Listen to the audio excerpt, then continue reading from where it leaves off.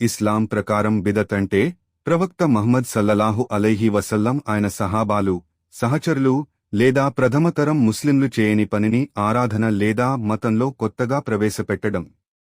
అల్లాహ్ మరియు ఆయన ప్రవక్త సల్లల్లాహు అలైహి వసల్లం మనకు పూర్తి మరియు సమగ్ర ధర్మం ఇచ్చారు.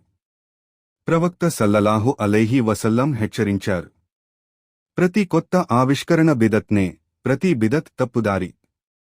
హదీస్ అబూ దావూద్, తిర్మిజీ. సాధారణంగా ముస్లింలు చేసే కొన్ని బిదత్ కార్యాలు.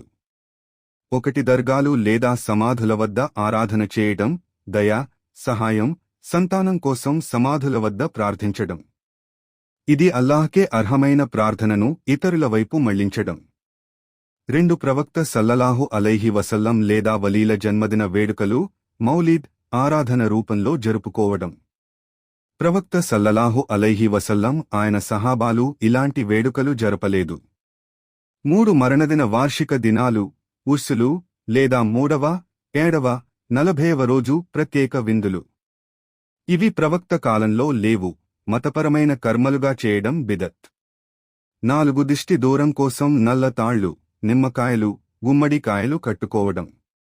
ఇది అల్లాహ్ తప్ప ఇంకొకరిపై ఆధారపడడం, సిర్కు దగ్గరగా ఉంటుంది. 5 కొన్ని ప్రత్యేక రాత్రులను ఖురాన్ ఆధారం లేకుండా మహత్తర రాత్రులు గా జరుపుకోవడం. ఉదాహరణకు రజబ్ 27, షాబాన్ 15 మొదలైనవి.